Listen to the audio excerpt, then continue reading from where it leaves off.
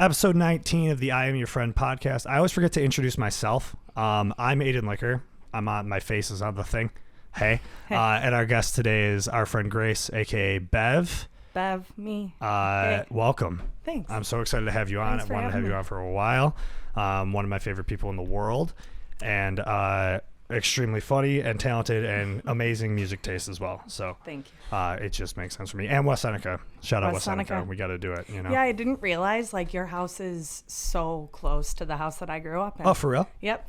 Like, I lived on that street that Wilson Farms. Oh, yeah. Now it's 7-Eleven. Yeah, but it was Wilson Farms forever. Yeah. Yep. Shout out Wilson Farms. Yep, Wilson Farms. Yeah, Wilson Farms was the best because they carried Krispy Kreme. Yeah, and there were these little, like, tickets that you could buy a book of and just show up in the morning and turn it in for a coffee. Really? Mm-hmm. Wow. I never knew that part of it. Yeah, I was drinking it at, like, the bus stop in middle school or some shit. Drinking Wilson Farms coffee. Yeah, it was like French vanilla cappuccinos out of the machine. Yeah. You know what I'm talking about? Yeah. Gross. Yeah, just probably absolutely disgusting. But in middle school, it's like I'm drinking coffee.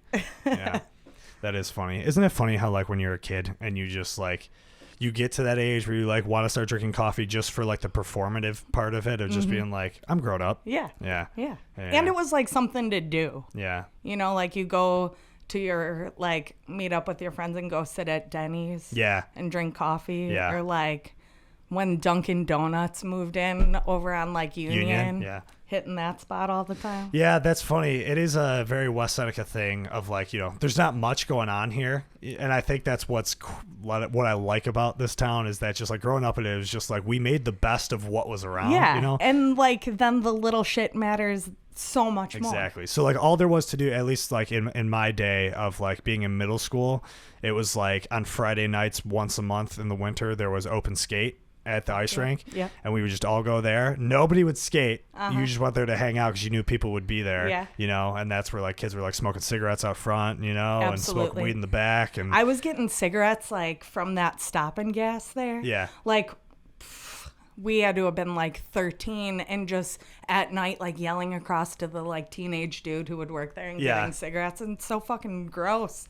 to think about. And, like, think about what a 12-year-old looks like to you now. Yeah. That's straight up a baby. Right. You know? Yeah, that is very funny. I was talking about this recently. I was talking to Alex Tiberia, where I was talking about how when I was, like, a teenager and would go to shows and band dudes were, like, 22, 23, and I, like, looked at them like they were so old. Yep. You know what I mean? Yep. And now I'm like, I'm 26 and I'm like, I feel old in the scene. You know it's what I mean? Weird. Yeah.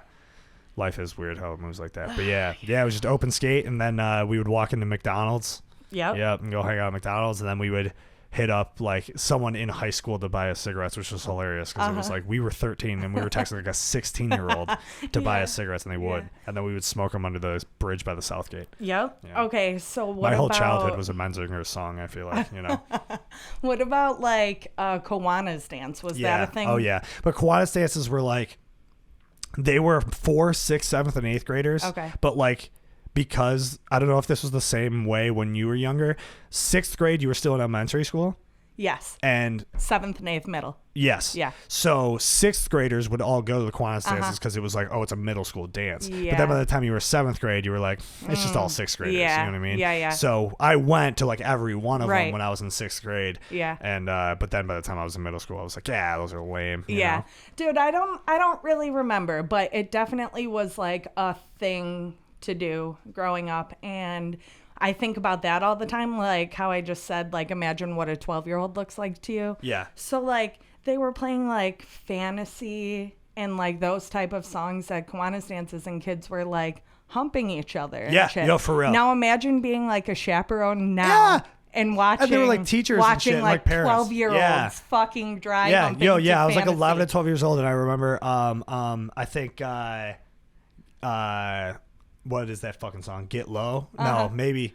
What's the Apple Bottom Jeans song? Whatever the fuck that song is. That was, like, hot when I was in, like, 6th grade. And, like, that was, like, we were literally all just, like, grinding like children. And nobody did anything about it. Yeah, it's like one of those, like, I've thought about this so many times.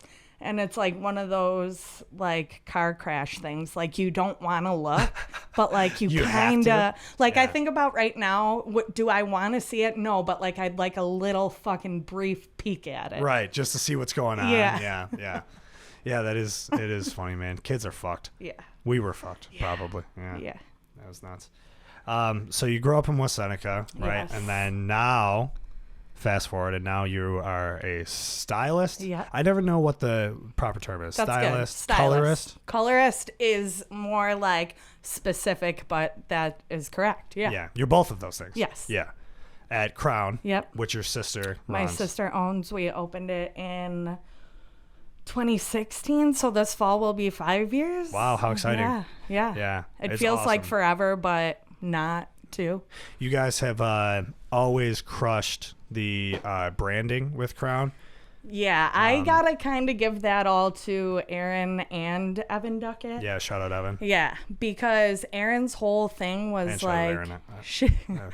We were already for talking obvious about her, reasons. but yeah. She would just kind of wanted to market it like a band and have So merch. sick. And that's also just like how we grew up. Yep. And I like, not to brag, but Evan is so fucking sick because he gave us this logo that like anybody can wear. It's not fucking lame. It's not like a hand holding a pair of scissors. Like, Yeah. I don't want that. No, it's literally, it's like that minimalist Crown design. It's awesome, man. And I gotta, here we go. Early on in the podcast, shout out Pat Walker. Pat Walker gets a shout out somehow every episode, and he was the first person I see wear a Crown hat. Yeah, that. But I was in Fredonia.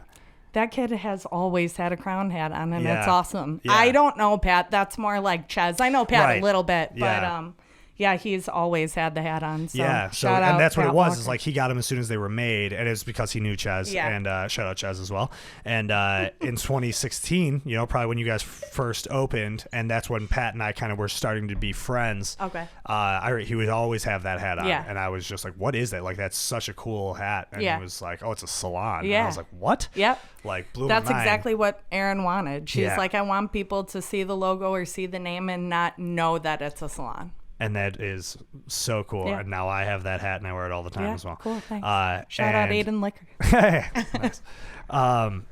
So then I remember, I think the Crown account, which is, I assume Erin runs, followed me on social media, which is also a good move on her part to just like follow people. Oh, yeah. Because I then I'm mean, going to you click on the gotta, page, right? right? Yeah. Yeah, of course. There's always a thing, like whether any sort of branding that you're going to be doing where you don't want to do that, especially as a band, it's like so many people want to be above it of like, oh, we're not going to follow anybody. And I've done it in bands before because it's like you don't want to seem like desperate, but it's like that's how you have to do it. And it works. And that's what happened is like Aaron followed me with the Crown account, and I was like, all right, I already know what this is because of Pat, and it's like, all right, so now I'm going to follow it back, and then I'm seeing all of it, and I'm like, yo, this is super cool, because then you guys did the you got rid of like the gendered haircuts. Yeah, we opened with that right off the bat. And that was the coolest also thing was 100% Aaron.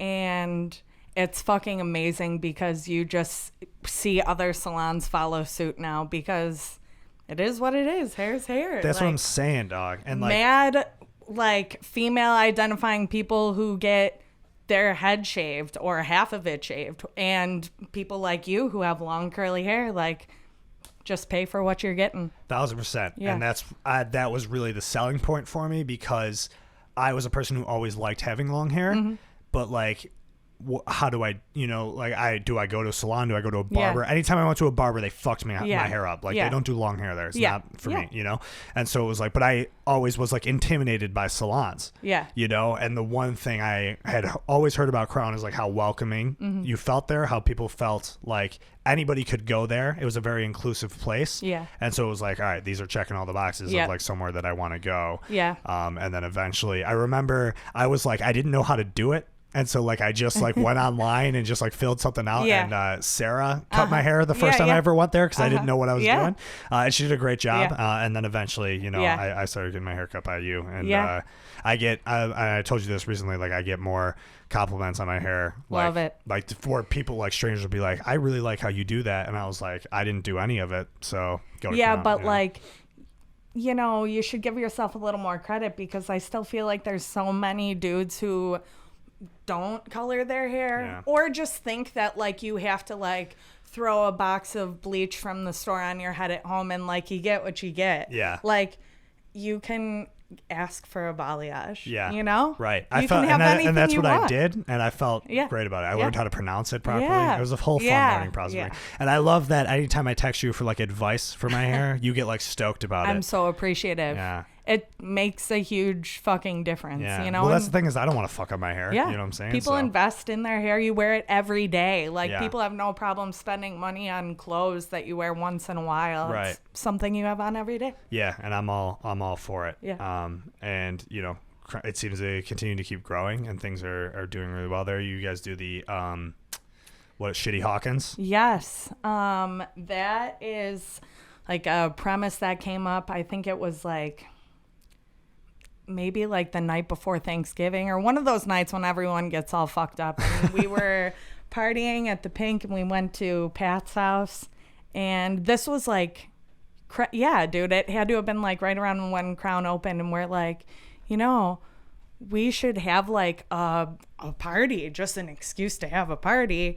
And it was like so early on that Pat was like, I'll fucking buy all the booze. I'll supply all the booze. And we're like, in classic, whatever, I assume we're dude. talking about Patrick Galante. Yes. Correct? Shut up, Pat. And we like, when we made our like backdrop for that party, that was just like like a sheet and like airbrush cans in Love it. Aaron's basement. Like, we started off super DIY, and it still kind of is. Yeah. But it has grown so much, and Shitty Hawkins has taken off amazing. Yeah. Everyone's I started going better. to those before I even like got my haircut Yeah. there. Yeah. You know what I mean? 'Cause Yeah. it was just like, I knew it was just where all the homies were going to Yeah. be. So. Good time, good cause. Why not? Yeah. So hopefully we'll get to do another one next year. Yeah, probably. Yeah.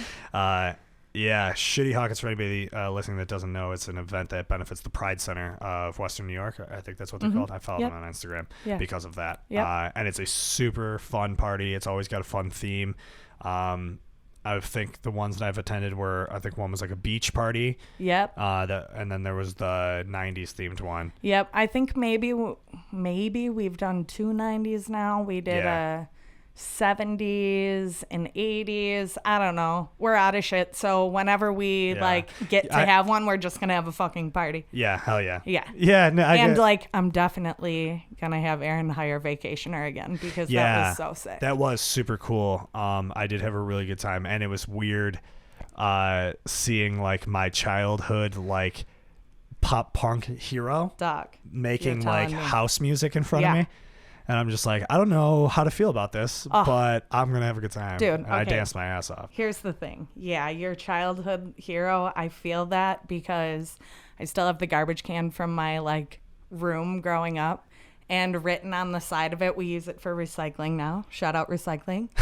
And it just says Kenny Vasoli with a heart around it. Oh, and wow. I probably did that when I was 13. So yeah, I had been into Vacationer, but Vacationer never like, they don't tour much. Yeah. So when we were like looking about like who we could hire as our parties started to grow, it was like a no-brainer. That's absolutely who we wanted to hire. And it was so sick because he just came and basically like played a show for us. Yeah. And not many people were aware beforehand, but like there were a good group of people there who like knew and are very big Vacationer fans, and it was such a treat. Yeah. I expected him to just get up and do his like DJ sets, and then he started like singing his own songs. It was For real. It was an amazing moment. Yeah. If you were me. Yeah. Yeah, absolutely. So Kenny from the Starting Line, if you're listening to this podcast, I hope you're familiar with the Starting Line. I've talked about them on here plenty of times. Man, they were like my gateway. Yeah, they were, for me, like, they were the band that, when I first started writing music, they were my favorite band. Mm-hmm. So it's kind of like they've always kind of stuck with me, and writing music is just always kind of, that's just like my roots. Yeah. You know, in songwriting has always come from That's the Starting why we Line, get so. along. I think the Starting Line is like, you know, when I was a kid, I was like, obviously liked Blink-182 and MXPX and shit like that. But I think that the Starting Line and the Early November were the two bands that like made me go that way. And it's really just drive-through records. Yeah. I'm definitely a drive-through guy. This is the second time I've had a conversation about drive-through records on the show. It was because the fucking best. Yeah, Anthony Moser, when I listened to that one. At the end, we just went on a big whole... Moser fan, so I did tune into that one. I feel like you were like a drive-through guy, or maybe you were like a victory guy. Yeah. And like, you know, I liked some on there, but drive-through was like... My mom would come home and I would be watching the drive-through records DVDs for like the 600th time. I just watched over the weekend. I was hanging out with Alex Tiberia and we were sitting on my back porch and we were watching some YouTube video. It's like a Fuse Fest or something, and it was like Starting Line, Alistair, Finch. Okay. Who was the Homegrown? Okay. It was like a bunch of drive-through bands. Yeah. It was like interviews with them, like before they played this like set or whatever. Senseless Fail was on there. Oh yeah, and that was a big one. It was really funny to watch because it's just so 2002. Oh man, like it's like I love it. I think it was Alistair. They were all wearing short sleeve button-ups with like huge ties. Every single person in the band, and I was just like, oh my god, like, what were you thinking? But it was like such the thing, dude. I mean, some of the early Starting Line videos are like polo shirts and puka necklaces, and like bad bleached hair. Yeah, that was the vibe. I love it. Yeah, absolutely. Yeah. Kenny, someone brought that up yesterday. I was hanging out with some people, and I heard someone say something about puka shell necklaces, and I was like, "What are you talking about, puka shell necklaces?" And they're like, "Oh, we're talking about the Starting Line." Like, swear to, so it's so funny that you brought that up. Like, literally, that was the connection. The Starting Line is sick, and I loved those live streams they did during the height of the pandemic, which I believe, hopefully, was the height. And those were awesome. Yeah, I bought the vinyl for those. You got all of them? Yeah. Nice. I had to, you know? Yeah. You're also a huge record collector, too, like me. Yeah, I guess it didn't really... That wasn't my plan. Yeah. Like, that was... I mean, both of my parents were collectors, but it just... I didn't really... It wasn't going to be my thing. And then... I get a record player and I'm like, all right, I'm just going to get like a couple of my favorite albums. And then that shit goes out the window so fucking very quick. quick. It's like tattoos. Yeah. When I first got into vinyl, it was like, I mean, as a kid, I was always like obsessed with it for some, I don't know. I'd be curious to like try to figure out, like pinpoint it to why I was so obsessed with the idea of Were records. Your parents music people? I mean, yeah, but we were, I mean, growing up, like, how I got into music was like living in South Buffalo. My dad had a like Fisher stereo system in the corner of our living room, and it was just like a whole like console. I still have it. It's in my basement, and then two like floor standing speakers. But it was just CDs and tapes. But I would just go through like, and underneath it is where we kept all the CDs. And I literally like as a toddler would sit in front of it and just find album covers I thought looked cool and just pop them in. And I'd sit right in front of the speakers and I'd just listen to them and find whatever I liked. And that's how I really formed my music taste. But there was something about... I feel like I still do that now.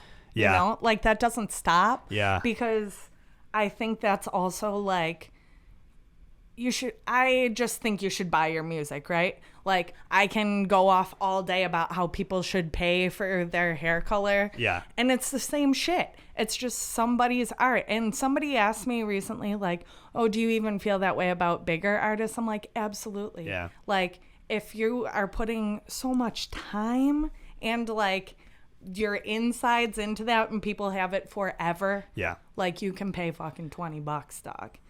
You heard it, everybody. New post-prom album coming out next month. Don't forget. Buy it. But yeah, like that's still part of it is like getting it and seeing the cover and reading all the lyrics on the inside. And like, that's a whole thing. That was the best thing. I remember I had the album or the CD, No Helmets, No Pads, Just Balls by Simple Plan. Okay.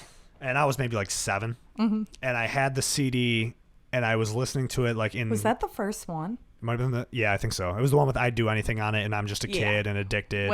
It was black with those like 3 little symbols, I think. There was like a broken heart. Maybe. Yeah. Well, the one, so I think there were a few different versions of it. There probably was. The Spotify album cover is different. Okay, the Spotify shit's probably very different than what it was. The original CD I had, and this is probably why it changed, was them in a hotel room with a bunch of bridesmaids, and they were all like half naked. Yeah, I think I'm just maybe thinking of their logo from the time. Yeah, I was into them back then. Yeah, I mean that album. I mean, even to today, I'm still like that as a fire, and I feel the same way about like The Young and the Hopeless by the Good Charlotte. Like I'm great like, album dude, like too. I loved both of those. And I was talking to people about this recently, and people were like, I wasn't into it. It was too corny. It was too commercial. And I'm just like, dude, but like objectively, if you like remove those elements from it, like it's a very good record. Like the songs are so well written. Yeah. Like, yeah, it is professionally done and commercially done, but it's like, that's what you get a good product when you do that. Who fucking cares? Yeah. Right. Isn't that like the goal? And it was produced by Eric Valentine, who did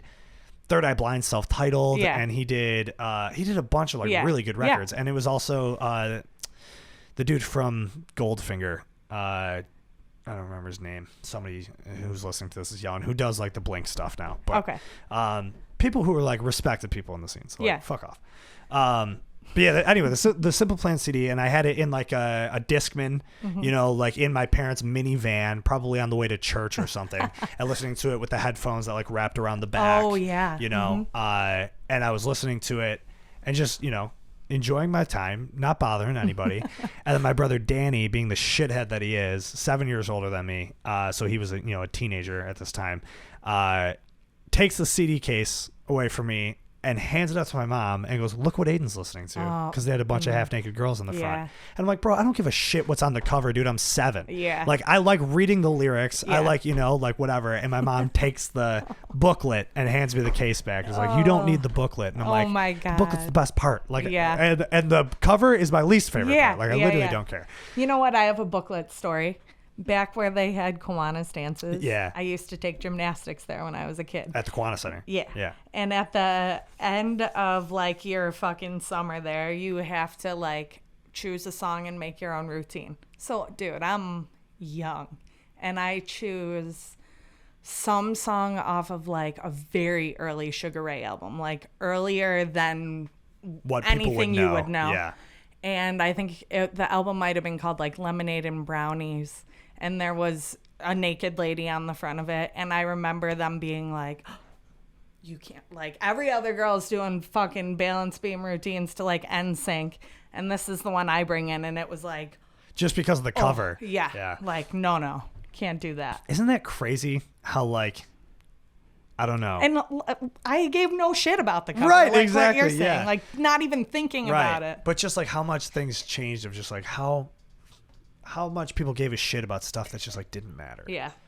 About those kinds of things. Like back in like, the 90s and early 2000s was just like, it was a very like parents just like at the turn of the century just like had no idea what was going on, but just tried to shelter their kids from everything. Yeah. Although I'm sure your parents were probably pretty cool with whatever you were doing because they were both. Yeah, they were very cool with everything we were doing, but also like I think we were pretty good kids. Yeah. Like I remember they would be like, so the worst thing they want to do is get their fucking nose pierced. Like, sure.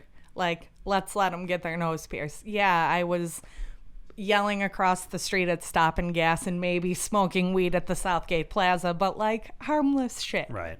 There's a lot worse that could have happened. Absolutely. And, at least in my personal experience from what I've seen, like the people who end up getting into the hard shit are the people whose parents like tried so hard not to get them to do anything. Yeah. And that was what a thing I learned once I got to Fredonia was like, because my parents were pretty cool at the same time, same kind of way. But it was also because I was the second youngest of 6. So by the time they got to me, they were like, all right, dog, like, just don't be an idiot, But like, so for me, all right, dog, don't be an idiot. Straight up. And like I said, that right to my face as a 14-year-old.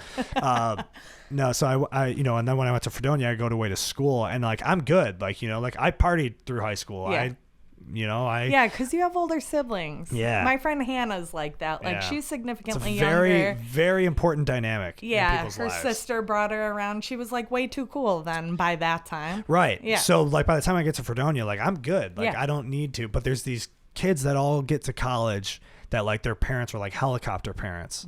And then they get to college and they're like, oh, my God, I'm free. And they just go way too hard, way too fast, and they end up getting fucked up and everything like that. And so I think it's way, at least from my experience of how my parents were with me, just like, you know. Yeah, because then it's just like you're like, it's a level amount of like you being crazy and fucked up and weird. Yeah, because there I think aren't those like spikes in it. Right, because I think kids naturally want to rebel. Yeah. You know, at some point. So it's like you can't control them forever. You know? Yeah, I think honestly my rebellion was when I like thought that I was gonna like buy the Nelly CD because it was like so out of character for what I was into and what my family was into. And it was like, you know, some kids rebel and like dye their hair or like a weird color or like get like an emo phase. Sure. And I was like, it was kind of the opposite. Like I tried to go normie for a second. Whoa. And that's like concerning. That's so goddamn funny that that's like the rebellious. Yeah. Yeah. That is funny as hell. Wow. That you were like, you know, you grew up in kind of this like. Yeah. And I've talked about that with Lindsay being like, if Zoo has a rebellious stage, it might be her being a normie for a second. Right. When you just like want to fit in. Right. But you're too cool to fit in. Anyway. Yeah. Wow. That is so funny. Yeah, I remember getting the Nelly CD and I was like, just trying. Dog, like I loved like Britney Spears and Destiny's Child and shit like that, but like I was really trying with Nelly, I think. Yeah. That was a reach. Sure.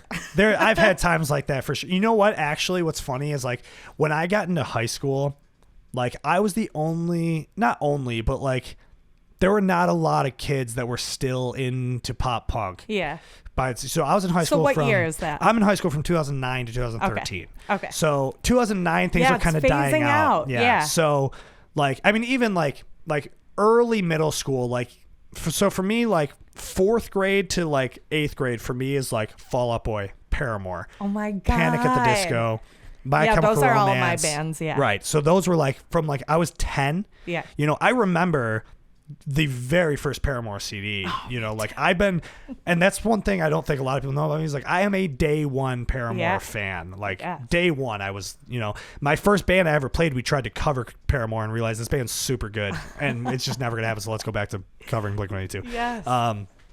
But I loved like, Fall Out Boy, Paramore, Panic at the Disco, My Chemical Romance, All American Rejects, all those bands that were that like that was my high school years. Right. Yeah. That so makes sense. that was like 2003 to 7.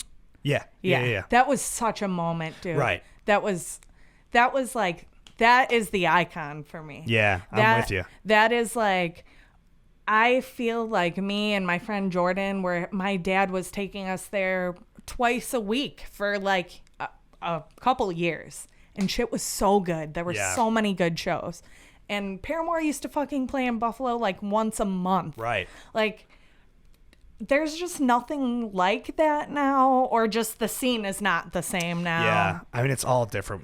It's all different. Streaming happens, and then, you know, I don't know, and then throw a pandemic on it, and it's probably going to switch around again, you know? So we'll see. But my point being is that when I got to high school, A Day to Remember was the biggest band. Okay. So like 2009 is when they came out with Homesick. They came out with Homesick like September of my freshman year of high school. Okay. And everybody was like, pop punk sucks. What were they on to? What do you mean? Like what were they moving on to? Okay. Post-hardcore. Okay. And it was like A Day to Remember, Of Mice and Men, Parkway Drive, who else was in that? Devil Wears Prada. Okay. Those were like the big bands that people listened to. Missed me with that. Yeah, at least for like alternative people. Like obviously there were still mainstreams, like rap was huge. Yeah. So like same thing around that time, like Drake starts coming out. Okay. Mac Miller, like early Drake, Mac Miller.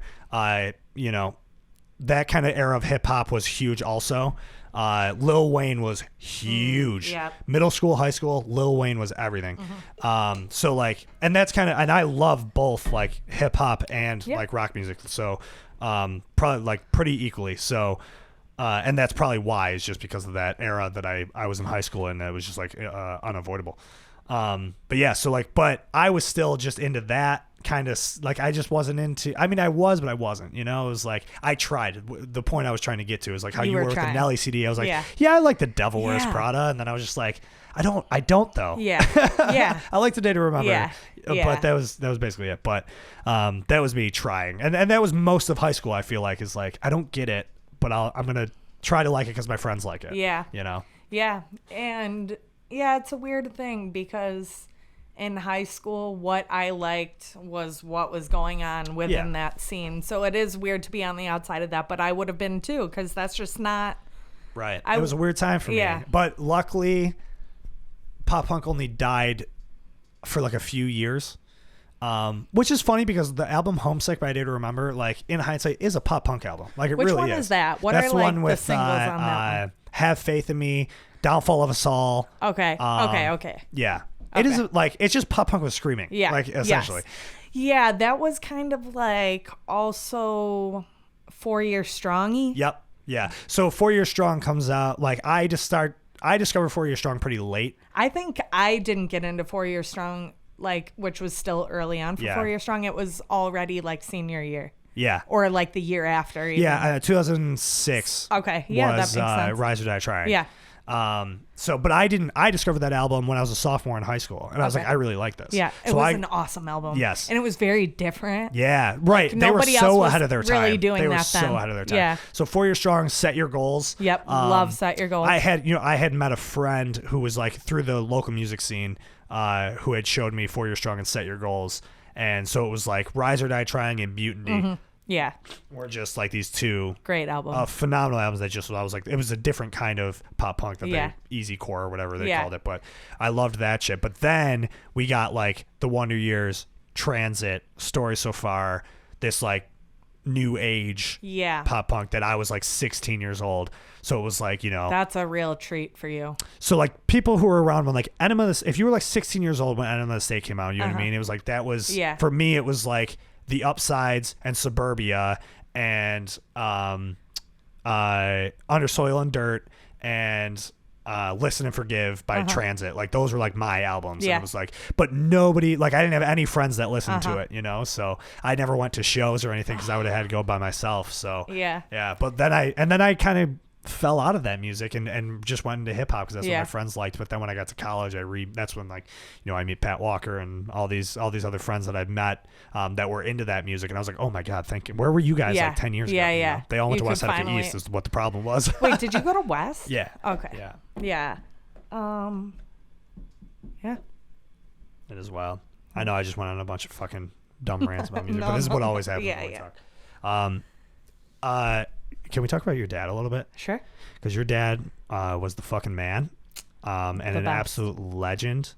And growing up in your household had to be just oh my god, another life or another world. That's the word I'm looking for. I feel like this is gonna go back to us talking about music again, but everything in my life revolves around that, and that's why we're such close friends. Yeah. And I think you have impeccable taste because thank you so much. The same as mine. I also think I have impeccable taste. But yeah, music has fully shaped everything. So it was so important, and I'm so glad he realized how important it was that, like, in high school, I don't care if it's like a Tuesday, there's some little emo band that nobody's ever heard of that's playing in Syracuse that night. Like, Dad, will you take us? Absolutely. Every fucking time.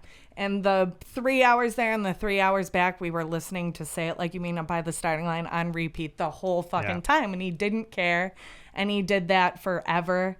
And, like, I always think about this one specific time when I had gotten into the Early November hard. They were my favorite band for a very long time, basically till Paramore came around. And I hadn't had a chance to see them yet. My parents were on vacation in Florida, and it got announced on a whim that they were playing at Water Street in Rochester. And I'm like, what am I gonna do? Like, I'm not old enough to drive. I absolutely need to see this band. I was probably like 14, 15. Sure. It was like, They're playing in Rochester. I'm gonna see this band or I'm gonna die. Like, what am I gonna do? You know, it's so important to you. You think you can't ever miss it. And my dad's in Florida, and I'm like, I know he would take me, but what am I gonna do? So like, I call him panicking, and he like calls my friend's dad and is like, I will pay you to take her there, and I'll pay for you to have dinner when you're there waiting for the show to be over. And he took us, and my dad paid him to take us to that show. Wow. Like, that's how important, you know? Yeah. And like, I'm also still like, I love those bands now. Yeah. This many years later. So it wasn't just some little emo band, you know? And he knew it. Yeah. Yeah, that's what, like, when you tell me these stories, it's just like, wow, like, to have that childhood of, like, because your parents were both very passionate music lovers, you know? Yeah, my mom was more like, she was into, like, punk music, like, wow. Like the Sex Pistols, Ramones, like David Bowie, and then it started going, like, Echo and the Bunnymen and that kind of shit. And my dad was very, like, the Beatles, Bob Dylan, Neil Young, Joni Mitchell, like that. And then I don't know how anything else happened. Yeah, but music was just a staple, and he made it possible to like go to shows 2 nights a week when I was a kid, and made it possible for my friends to do that. So was his like involvement in the music industry like his full-time gig? Yeah. And actually my mom never had to work. That's fucking nuts. It's so funny how different the times are. Oh, dog. Just because it's wild. Like, I don't know if there's anybody, unless you're like a top level exec at like Sony Music, like I don't think there's many people in the music industry that are, you know, surviving off of just that job alone, you know? Yeah. And I mean, he did for a while, and we never had like a lot, but my mom didn't work, and we're still fucking privileged. We got to go to Florida every once in a while. Like, our friends were always welcome over, you know, like that was pretty similar with my upbringing. Was like, you know, my parents were both in the restaurant or in the service industry, you know, they had a bunch of fucking kids at home. Yeah. And, you know, we didn't, you know, we had food every night, you know, we had all right Christmases, you know, it wasn't anything like, you know, anything outlandish, but it was nice. Yeah. But so it was good when it was good, but literally at like around the time that you could start downloading music was like, it's just not, my dad was an independent record promoter. So like he needed to get shit played on the radio. He needed these bands to hit up like, you know, Albany, Syracuse, Rochester, Buffalo, Cleveland, like the whole fucking bit. Like, you used to have to do that. Yeah. And that's why like Paramore used to play in Buffalo once a month for a little while. Because you would come hit all the surrounding cities. And that's what you do. And like how I was saying, that early November show got announced like that. Like, there wasn't notice. Like, now we buy tickets for shit that's over a year away. Like, then it was like, oh, next week I have to go to like these shows that just got announced, and I have to go to fucking Tops to buy my ticket. Yeah, so funny. I wish it was still that easy sometimes. Yeah, I know it is weird. Now everything's just like mobile. Yeah. You know, it's like there's no, I have a box full of ticket stubs that I think is dead. Yeah. You know what I mean? Like, it's like, I don't think I'm putting any more ticket stubs in there. Yeah. And like you don't have to like hustle tour like that like you used to in the beginning. Because now it's about branding. It's all branding. You get your shit online, dog. You can create a fan base. And you have to be marketable. You can go and start playing your shows and have fans. Like, you got your fans before by playing shows. Correct. And people seeing that happen. And it just doesn't work like that so much anymore. And I feel like the first band that I realized that was happening with was Panic at the Disco, because they got their fucking deal before they ever even played a show. Right. And I remember when they came out, and they were also very ahead of their time, and nobody else was doing it. And super young. Yeah. And Brendan Urie was like 17. I believe it. And they had like 2 demos on MySpace, and that was it. And they already had a fucking deal, and look at them now. Yeah. And like, I'm like, dog, they never even played a show before. You know, well, they it's were wild. Like, Pete Wentz was friends with somebody in the band. I know that's how they came to be, but it is crazy how much it changes. That like basically like the idea of like your dad's job like just would never exist today. Yeah, you know, like within the past 10 years, I have gone out to Fredonia with my dad a couple times where he would like speak in one of the music classes. And I feel he's like me, where like there was part of him where he was just like, I don't know if this is what you like should be doing. Yeah, I don't know if you know what you're signing up for. I don't know if you like think this job is what it is, you know, and he was just blatantly honest. Yeah, I wish he could have spoken to me when I was in Fredonia for music business. Yeah, I sat in on a couple of those. I never went to college, so it was like fucking bizarre. Yeah. It was weird. Yeah, it is weird. Yeah, college to me was weird just because it was just like, I don't know. I was 18 years old and I just went because I thought I was thought I was supposed to, not knowing anything about the cost of it. I just was signing papers. Well, I mean, I think that's what most people do. Yeah. As an 18-year-old kid, you're pretty dumb. Yeah. You're pretty naive. Yeah. And just honestly, the only reason I didn't was because I was already doing hair. You know. But like, I probably, if I wasn't doing hair, would have been like, oh, that's what I'm supposed to do. Right. Yeah, and that was my whole thing. It's like I just wanted to make music, so I was like, all right, well, I'm gonna go to do. I guess I'll go study music business. It would make sense. And I'll study audio production and just use that to try to benefit me in my dream, you know? Yeah. And then I graduate and my parents are like, well, what are you going to do now? And I'm like, I'm going to keep making music. Yeah. They're like, well, you got to pay off these loans. And I'm like, these what? Yeah. Yeah, I know. Dude, my dad went to college to be like a fucking history teacher. And he graduated and immediately started working in radio. Wow. Never touched it. Yeah. Never. That's phenomenal. Yeah. Thank God. Right. My life would literally be 500% different. Yeah. I don't think Crown would even exist if if my family didn't go down the music road. Yeah. That's so weird. It is weird. Butterfly effect kind of thing. Yeah. Yeah. Wow. And I wonder what it was that just like got him into that made him take a job at radio. Maybe he just needed a job and just went for something like that. He was just a music lover. Yeah. He has this scrapbook that he has ticket stubs, handwritten set lists, backstage passes, everything from his first concert till his last.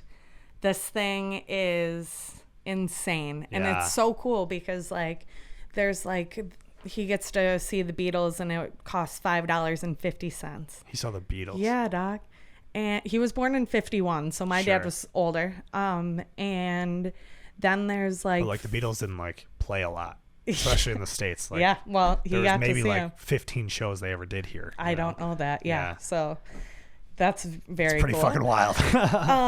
And then there's like photos he took himself of like Jimi Hendrix. It's just fucking insane. And there's everything in there and it goes through the years. And then you can literally see where it's like he's taking my sister to see like the Smashing Pumpkins and shit like that. And then he's taking me to see Hanson.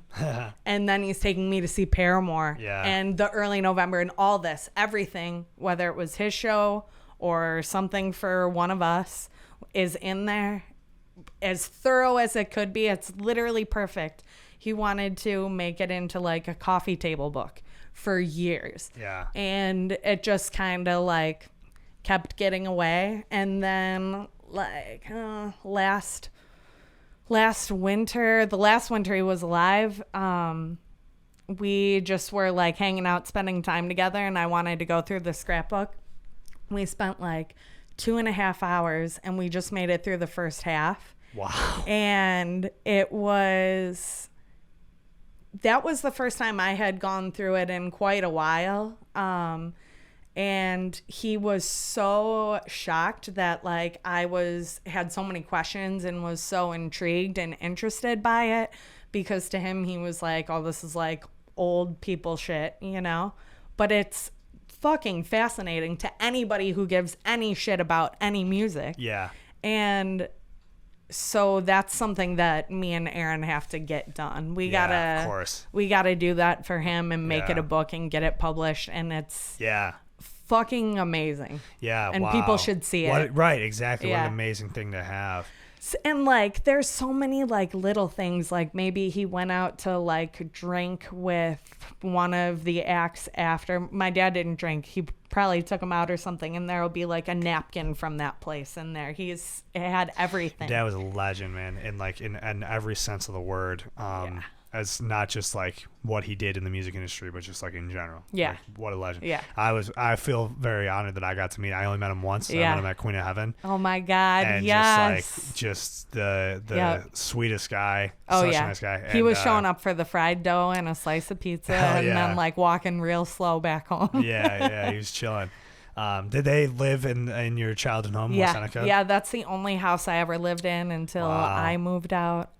Before, me and Aaron are 5 years apart, so before I was born, they lived with Aaron on like Norwood downtown for a little while, and then moved out to West Seneca. Wild, yeah, and I remember when I first met him, I knew he was an important person because I'd heard his name. Yeah. But I didn't really know anything about him, right? So I'm meeting him and just like, oh, this is my friend's dad, you know? And then Jay Zubricki later is like, he was like, do you understand like who Bruce Moser is? And I'm like, I mean, not really. He's like, without Bruce Moser, you do not have U2. Oh, you do not have the Goo Goo Dolls. You do not have the Tragically Hip. Yeah. Like, just started just naming all these legendary bands. And I'm just like, what do you mean? Yeah. Like, and then, went down the rabbit hole and just was like, oh my God. And I just like, and to me, he was just my friend's dad. Yeah. And it was crazy. Yeah. One of like my favorite things that I got to do with my dad was we went to a couple of his friends got married in Ireland 4 years ago. So that is the bride, Katie and Dan, is my uncle's niece. Okay. I love her. Yeah, I don't know her. Yeah. They are it's like my aunt who I'm blood related to, her husband's niece.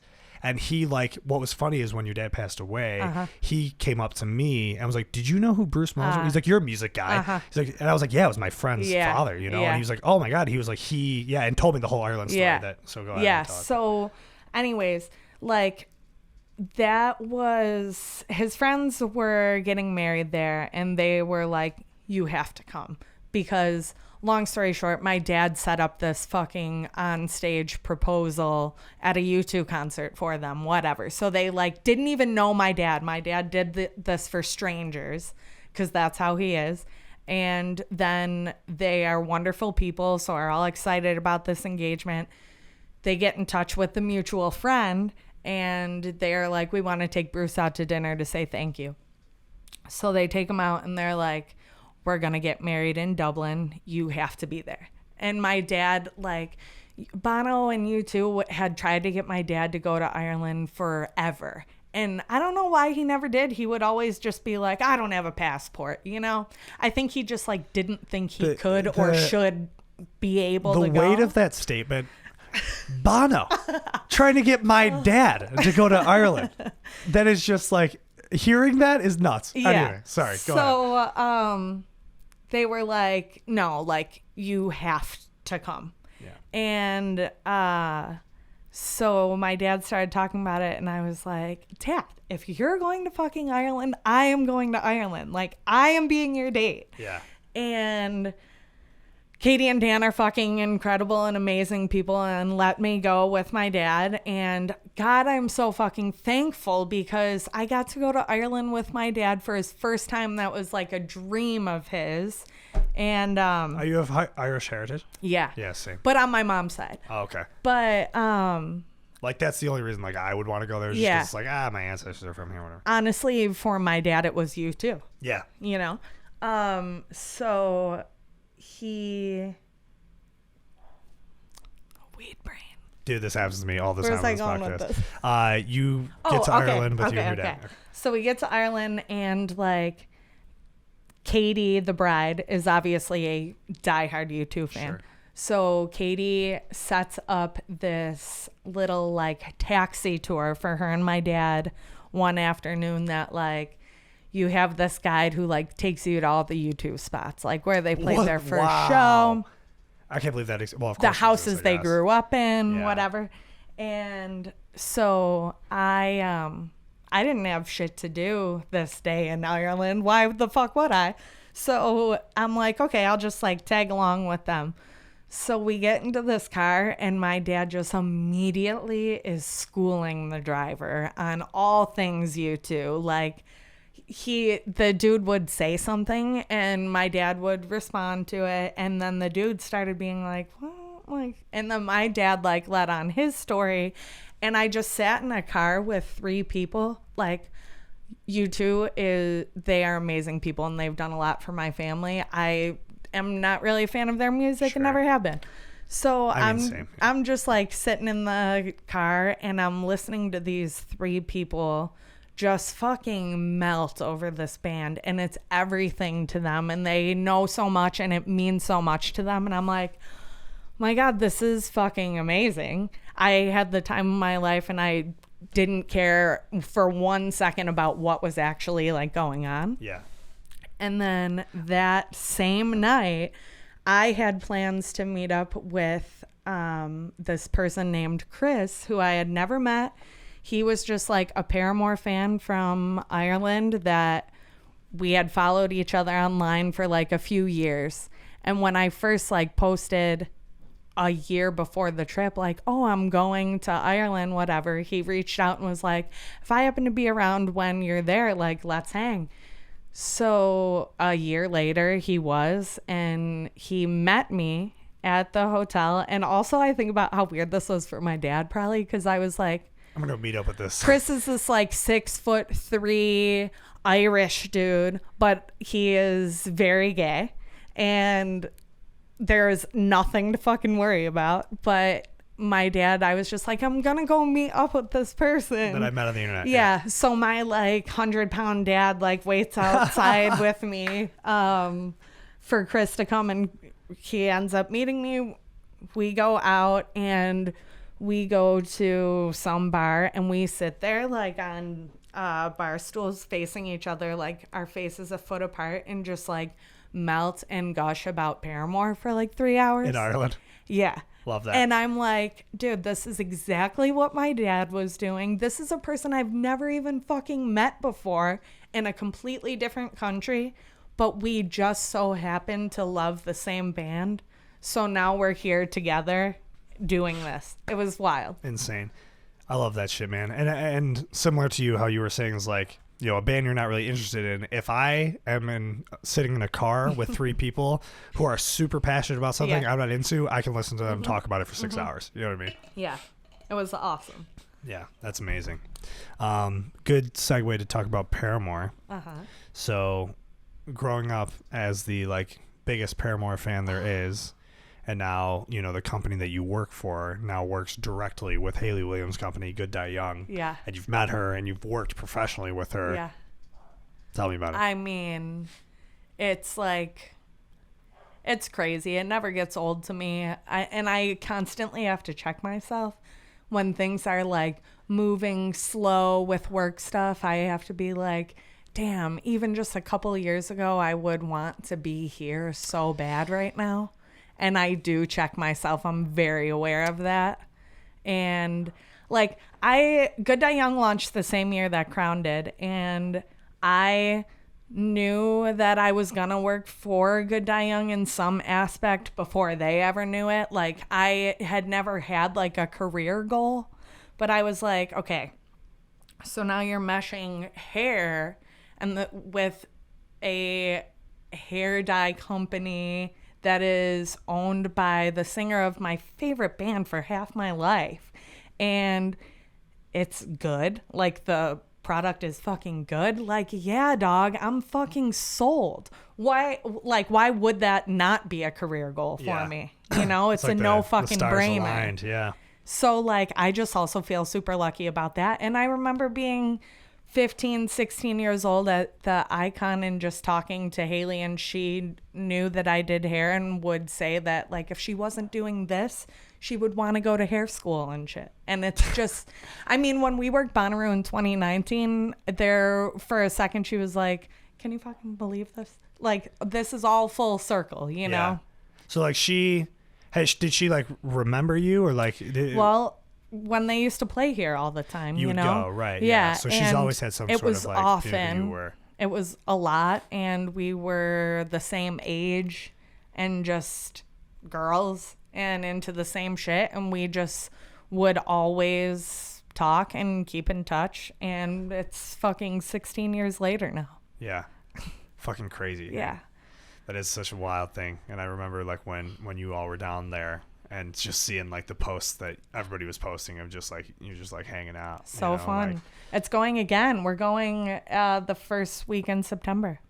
Please, God, if it can, get vaccinated. Please. Dude.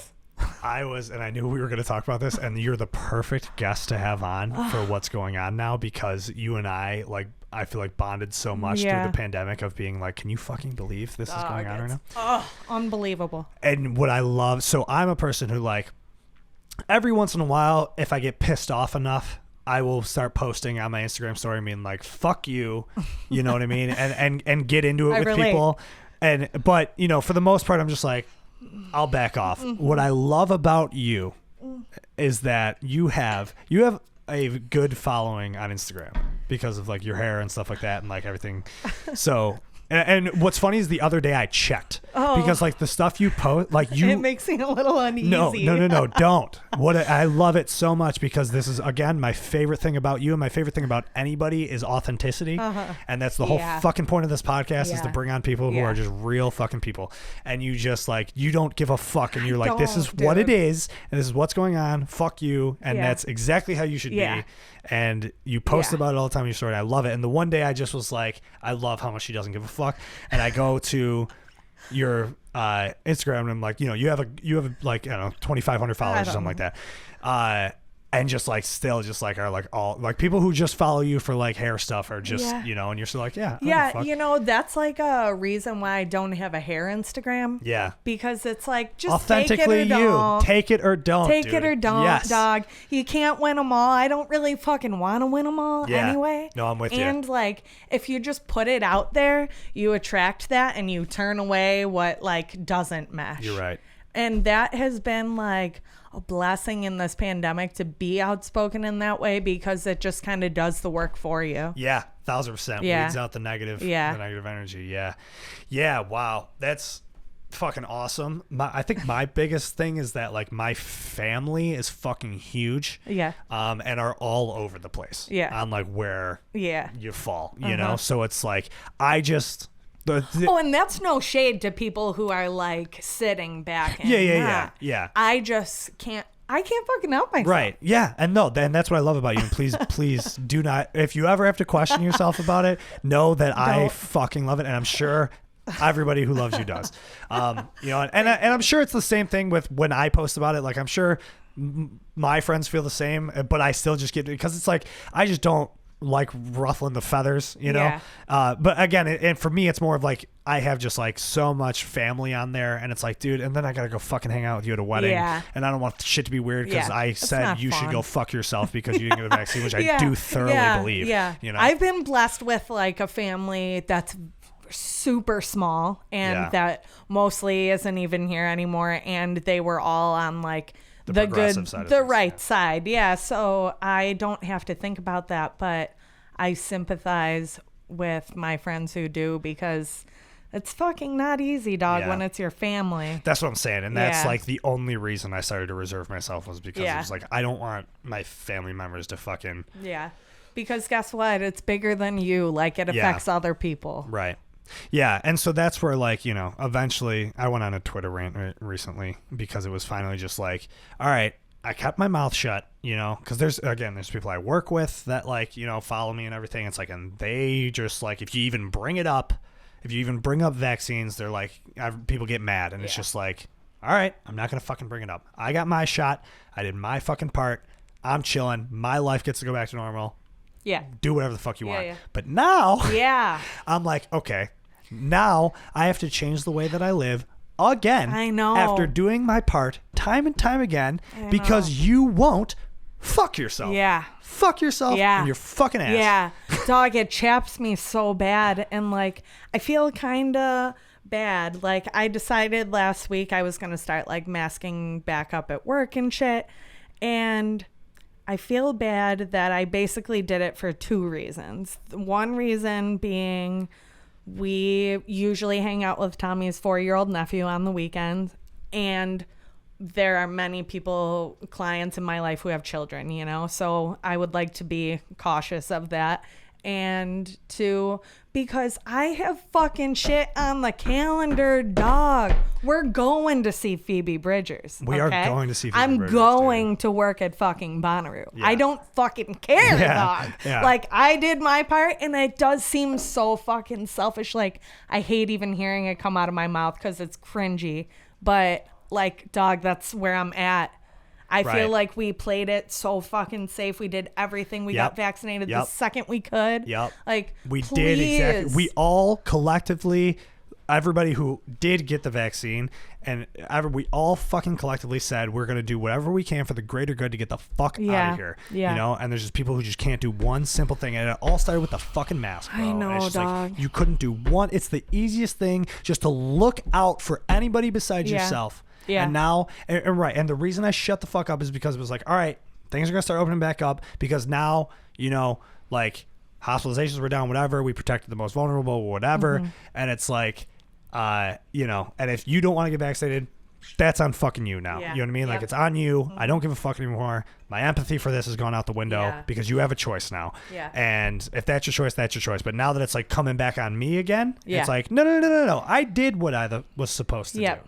Yeah, and this is like the whole thing about it being like a choice. Like, you can do the like my body, my choice when we're talking abortion, when we're talking birth control, whatever the fuck, when it's just you. And the reason we can is because it doesn't affect anybody else. It's literally just fucking it's your body you. when your choice when it doesn't affect anybody else. Yes, and this now it affects anybody else. Clearly is affecting the fucking world. Like, it's amazing to me that people think that they have more knowledge about this than people who study this shit their entire life. It's because we live in a society of just individualists that are told that grew up on this mentality that we're America, we're number one, fuck everybody else. And you just like, we just have raised this generation of these ignorant, confident people. And that's just like my sum of everything is just like, it's so ignorant and so confident in their ignorance. It's fucking insane. Yeah. And you give them all a platform to talk about it. So I do feel like bad having like that selfish part. It's not selfish. But also, like, all these motherfuckers are so selfish too. They are the most selfish. Like, that's everyone is, right? We did exactly what we did, the selfless part of all of it. Now it's our time to it's not even selfish because it's like we did what we have to do. Now we deserve to live our lives again. We've earned it. That's not selfish. What is selfish is that you think you've earned it to get back to normal when you did fucking nothing. But sit and bitch the entire time about everything that was happening. You know what I mean? And now the argument they want to say, well, it's like, well, I still don't want to give that. Like, well, now blame the government for changing the rules. I'm like, no, because at least they have a good argument. Yeah. You know? Dude, you can't. I'm going to Phoebe Bridgers. I'm going on tour.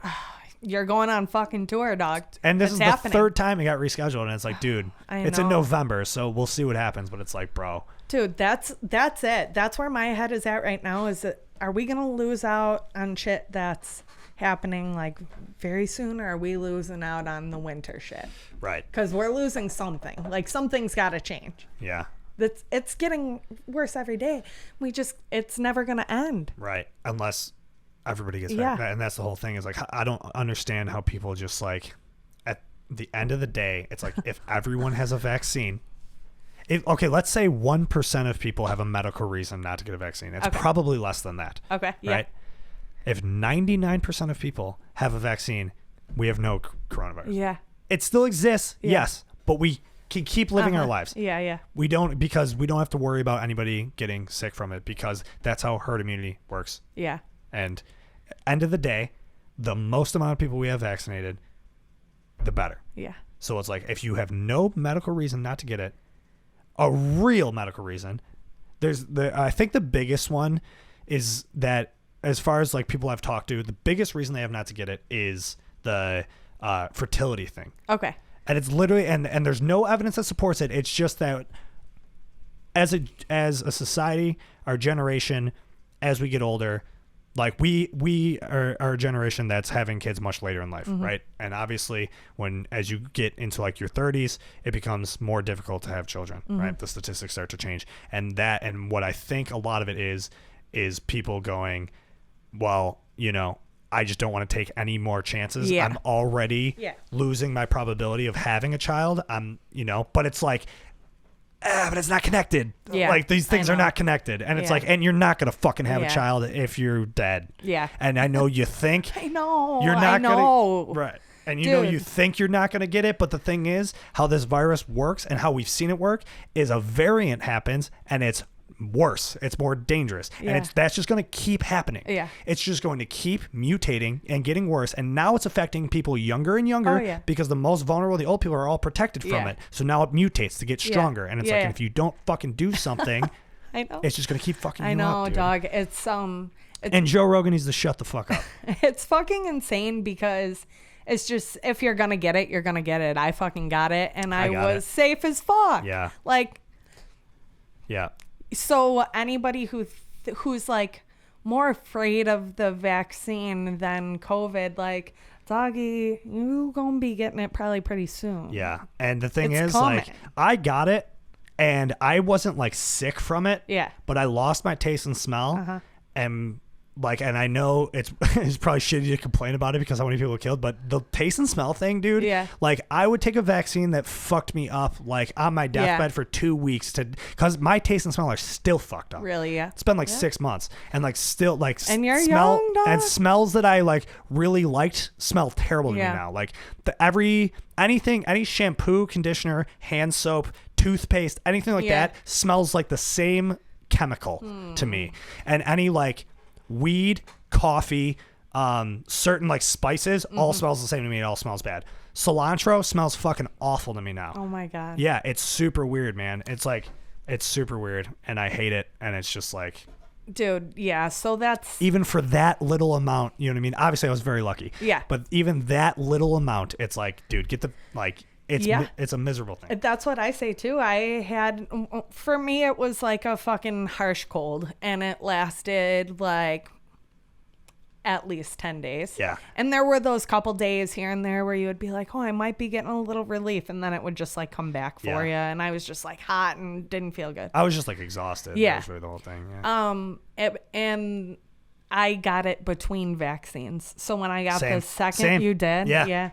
So when I got the second vaccine, that shit kicked my fucking ass. Yeah. But dog, I'll go through it once a year. I don't give a shit. Yeah, right. I don't care if I have to get it and still wear a mask. Like, having this little taste where I got to take it off was nice. Yeah. But like, I've been wearing it to work for 10, 12 hours sometimes. Yeah. Like, whatever. If we can do the shit we want to do, but we have to get a vaccine and have to wear a mask, like, I'd rather have that. 1,000%. I agree. You know? Yeah.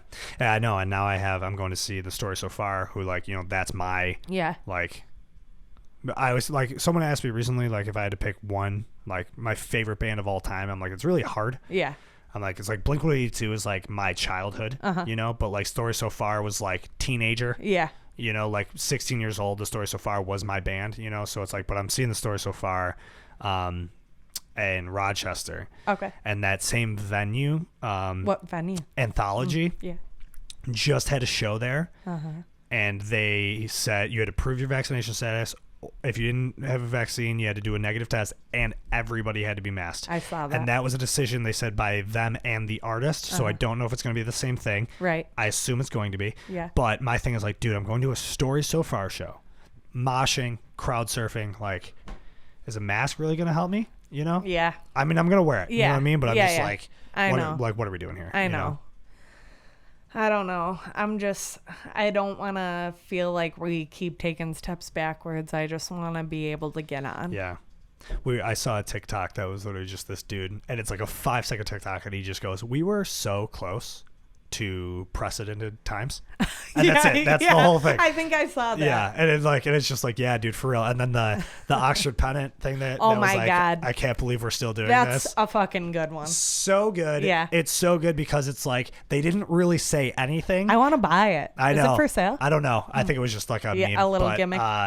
Dude, it should be so good because sell. it was like that was the iconic thing at the beginning of the pandemic was the together we will see this through. Yeah. And that was like everybody got that shit. You know what I mean? Like it was like a huge thing. It was the biggest gift you could get anybody. Yeah. And it was such a nice like this is such a tough time. Let's get this. Whatever. Yo, a sign of the fucking times at the beginning of those like harsh couple months at the beginning. I was walking Bogan and somebody had it hanging in their window, and Bogan was peeing or whatever, I'm just standing there staring at it, and just like one corner fell and it just like swung and flipped backwards. I'm like, yeah, that's how the vibe. Yeah, it's a very apocalyptic. Yeah. It's like the Dust Bowl. Yeah. Or the dust thing, whatever it is, rolling by. Yeah.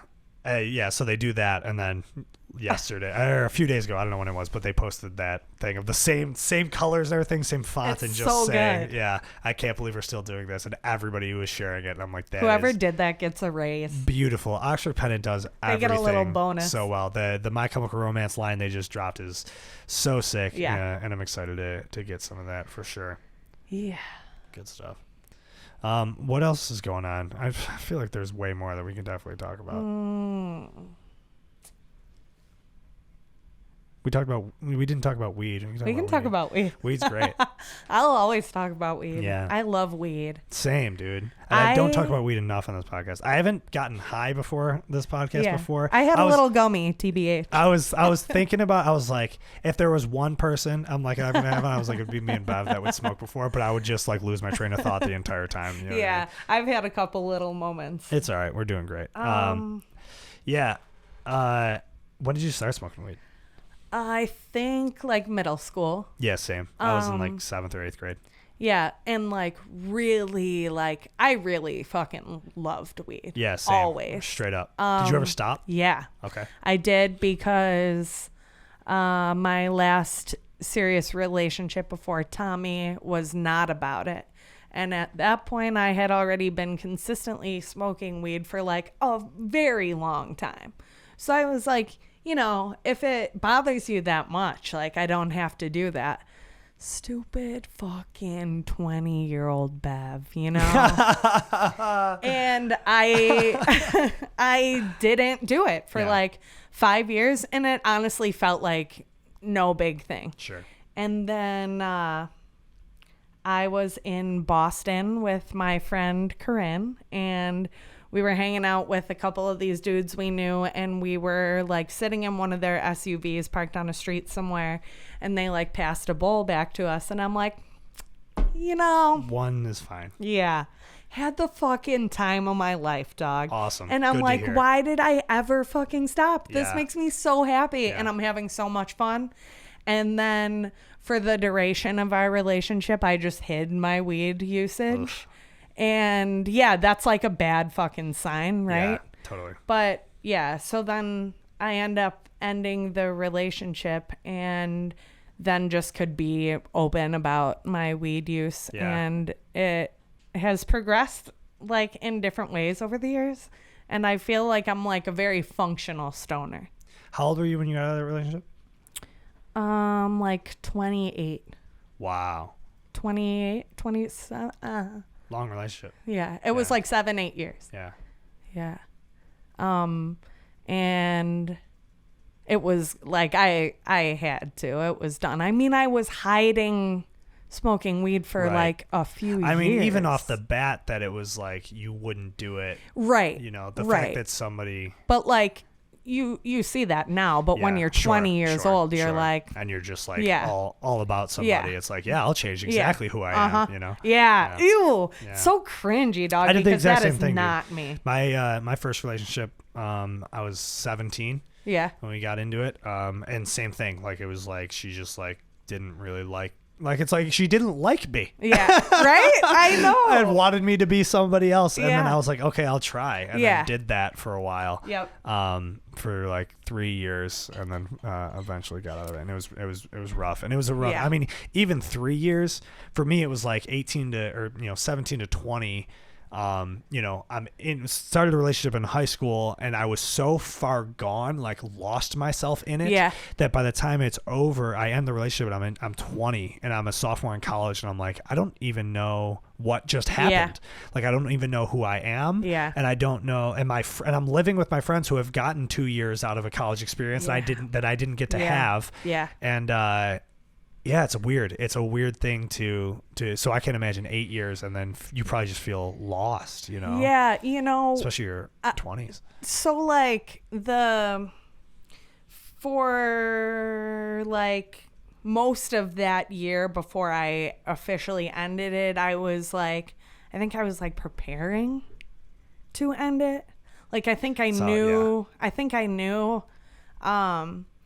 So now imagine like being me in this relationship of going on 8 years, and in the middle of this like mental internal struggle, Paramore releases After Laughter.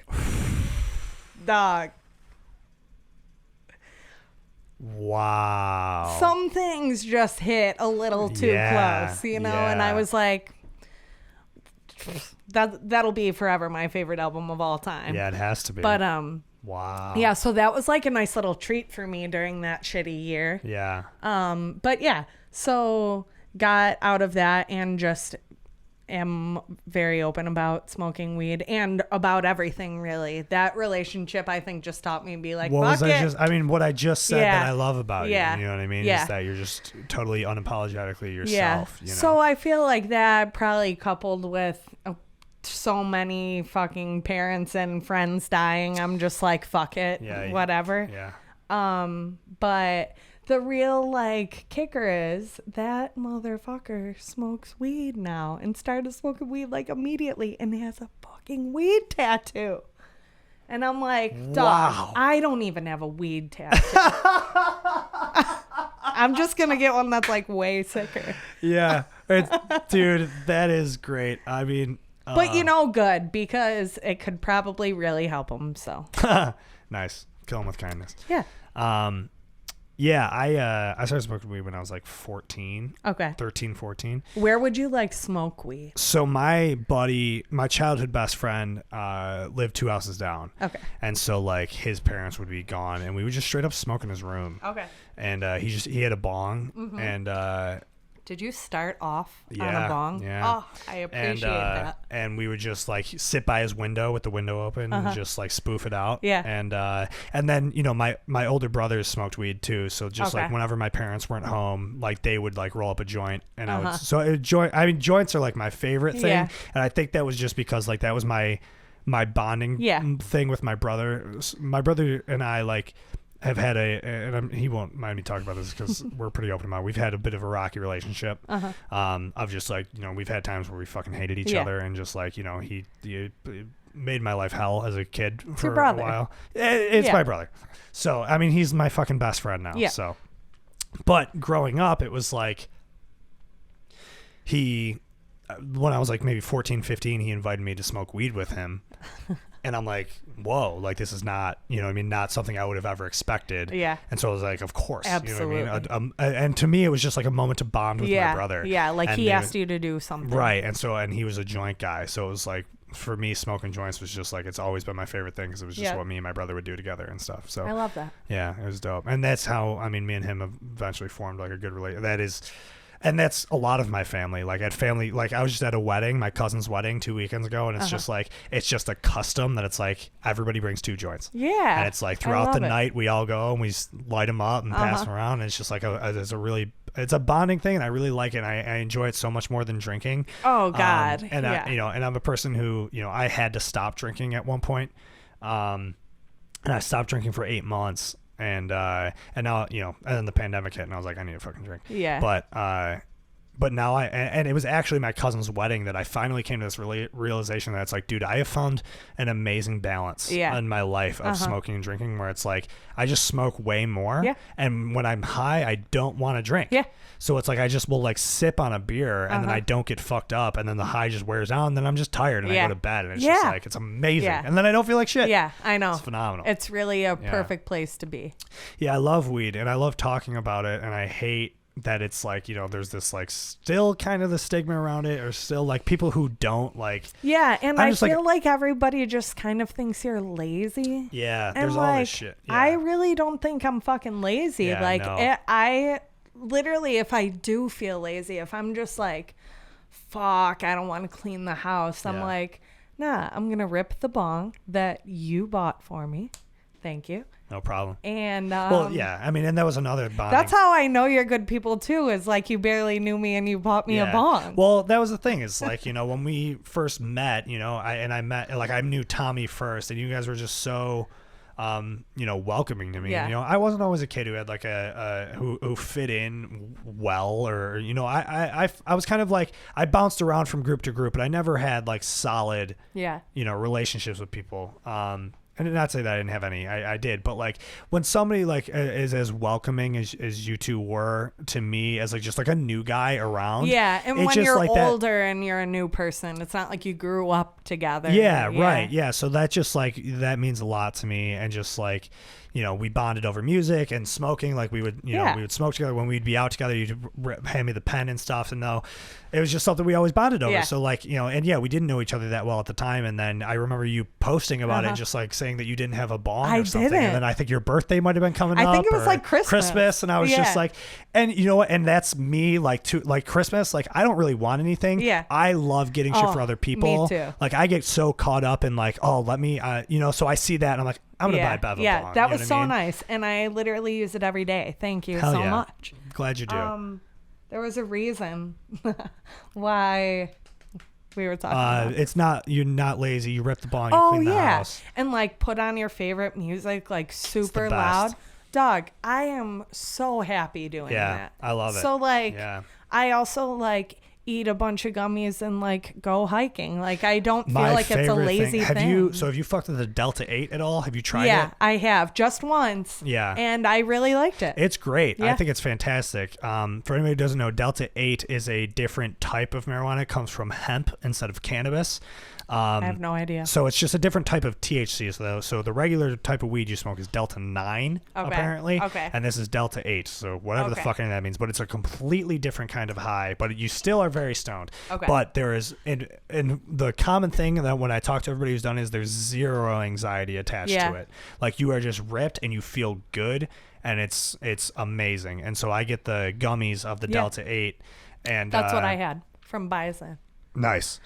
And just pop one of those, and it's like, it's such a nice high. And so I would, like beginning of the summer, I would eat one, and then my brother and I would go frolfing. Yeah. And it was just like the best to just go hiking through the ridge and just, you know, like, you know, go on an adventure and just you're fucking ripped, and it's the best. You know, Katie B, she's one of my best friends with the long neon I follow her on Instagram. Hair. I've never met her, but she is like such good people. She's one of my favorite people on this planet. I love her.